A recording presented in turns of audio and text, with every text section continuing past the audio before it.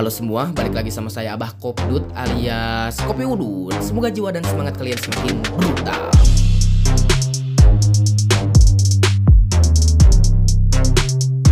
One Piece chapter 1128 telah muncul. Ini semakin menambah informasi sebenarnya hal apa yang sangat menarik di Pulau Elbap. Kita diperlihatkan bahwa memang ada benarnya Pangeran Loki adalah pangeran yang sangat jahat dan bertindak semena-mena terhadap orang lain atau raksasa lain di pulau tersebut. Yang cukup menarik dalam chapter tersebut, kita juga diberikan informasi bahwa sebenarnya dalam pulau tersebut memiliki berbagai kelompok. Berbagai kelompok tersebut sepertinya memiliki pemahaman yang berbeda atas pulau dan beberapa kehormatan yang ada. Diketahui juga memang sebenarnya di Elbap sering sekali adanya pertarungan antara kelompok satu dan yang lainnya. Ini menandakan bahwa kerajaan atau pulau atau kerajaan tersebut sangatlah tidak stabil dalam kepemimpinannya.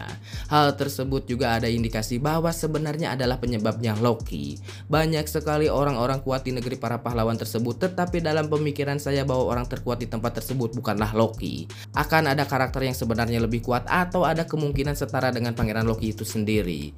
Dalam pemikiran saya, banyaknya kelompok dan adanya tidak stabilan kerajaan akan dibereskan oleh Luffy. Luffy akan mempersatukan banyak kelompok dari tempat tersebut dan menyudahi pertarungan yang tiada akhir. Namun belum diketahui hal besar atau hal apa yang akan membuat Luffy ikut campur dalam masalah tersebut. Luffy sangat menghargai arti dari kehormatan, tetapi jika kehormatan tersebut dikhianati, Luffy akan sangat keras untuk menentangnya. Entah ada sebuah kecurangan dalam pertarungan sehingga Luffy ikut campur atau tidak. Yang jelas Luffy akan mempersatukan kerajaan atau negeri Elbap dan mengalahkan faktor penyebabnya. Diketahui juga bahwa Pulau Elbap atau negeri tersebut sangatlah kaya akan sumber daya alamnya. Kita juga diberitahu bahwa pulau tersebut sangatlah kaya akan buah iblis. Seekor kucing liar diketahui atau hewan yang lainnya juga memakan buah iblis yang berserakan di pulau tersebut. Namun para raksasa tidak memakannya karena mereka tidak mengetahui buah apa yang ada di tempat tersebut. Jika para raksasa memakan buah iblis yang sembarangan, maka akan sangat rugi sekali karena konsekuensinya sangatlah besar. Memang kekuatan buah iblis sangatlah menguntungkan, tetapi jika orang tersebut memakannya dan tidak mengetahui buah apa dan hanya buah lemah tidak lebih kuat dari dirinya sendiri, kerugian akan ditanggung seumur hidup. Inilah alasan mengapa mayoritas di Pulau Elbap tidak memakan buah iblis meskipun banyak sekali di tempat tersebut. Tetapi hal yang sangat menarik lagi adalah bagaimana caranya buah iblis yang sangat banyak ada di tempat tersebut. Karena sejauh One Piece berjalan dari chapter 0 hingga saat ini tidak ada ungkapan sama sekali dari Oda Sensei asal usul dari buah iblis. Informasi yang kita dapatkan sejauh ini adalah bahwa buah iblis tercipta dari sebuah keinginan atau harapan. Dan mengapa buah iblis bisa lemah terhadap lautan? Karena lautan adalah ibunda dari alam. Hal tersebut dikatakan oleh orang paling pintar di dunia One Piece, yaitu Dr. Vegapunk. Tetapi perkataannya sangatlah ambigu dan bisa saja merujuk kepada apapun. Buah iblis sangat banyak jenisnya, bahkan hingga tipe Zoan ada di mana dinosaurus yang dimana orang atau manusia belum hidup. Dan di chapter 1128 memperlihatkan banyak sekali buah iblis. Entah ini buatan manusia atau seperti smell atau memang hal tersebut alami dihasilkan oleh alam. Tetapi jika alam yang bisa menghasilkan buah iblis, bagaimana alam bisa mengetahui ada buah iblis paramecia seperti Mochi Mochi no Mi? Karena alam tidak mengetahui adanya mochi. Hal tersebut hanya manusialah yang mengetahuinya karena diproses menggunakan tangan manusia. Maka dalam pemikiran saya, buah iblis hasil dari alam bisa saja hanya logia saja.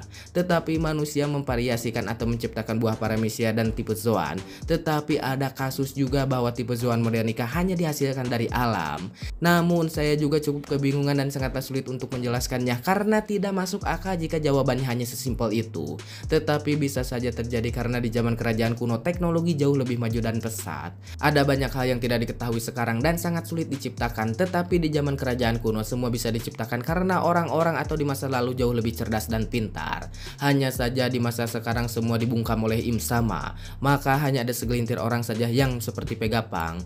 Jika kepintaran Vegapunk dibandingkan orang-orang di kerajaan kuno atau lebih tepatnya para peneliti di kerajaan kuno, maka Vegapunk tidak ada apa-apanya. Yang cukup mustahil dalam pemikiran Vegapunk bisa diciptakan dengan mudah oleh para peneliti di masa lalu. Namun dalam chapter tersebut, jika kita memperhatikan Nami yang berada pada sebuah ruangan yang berisikan Lego dan hal-hal besar, sudah jelas bahwa Nami atau manusia yang lainnya dijadikan mainan oleh raksasa yang jahat. Mereka mempermainkan manusia layaknya boneka atau hanya sebagai hiburan semata saja. Karena mereka yakin bahwa ras raksasa adalah ras terkuat dan terhebat di dunia. Dan yang cukup menarik di sini adalah aliansi dari Akagami. Dan apakah Akagami juga akan terlibat atas apa yang terjadi dengan Luffy dan krunya? Akagami sudah lama beraliansi beraliansi dengan Elbap, maka hanya Akagami lah yang mengetahui bagaimana Elbap dan kerusuhan yang terjadi di negeri tersebut.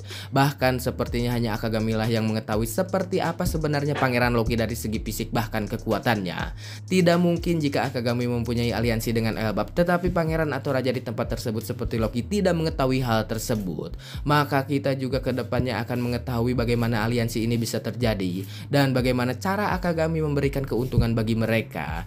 Jika keuntungannya adalah sebuah perlindungan atas ancaman dari luar, maka sudah dipastikan Akagami jauh lebih kuat dari Pangeran Loki itu sendiri. Tidak mungkin jika orang sejahat Loki patuh terhadap Akagami tanpa adanya perlawanan terlebih dahulu. Atau bisa jadi Elbap adalah sepotong pulau yang mengabdi kepada Akagami, dan di sisi lain dari pulau ada yang menentang Akagami dan di bawah kepemimpinan Pangeran Loki. Tetapi Loki tidak banyak bergerak karena Loki tahu jika dirinya melawan secara terang-terangan dan mengganggu aliansi dari Akagami atau yang berada di bawah bendera bajak laut tersebut, maka Loki dalam masalah besar. Bisa saja apa yang dibangun oleh Loki puluhan tahun atau ratusan tahun hancur karena satu bajak laut besar seperti Akagami. Akagami berbicara bahwa dia akan menghancurkan siapapun yang berani mengusik kelompok bajak lautnya atau aliansi dari Akagami itu sendiri.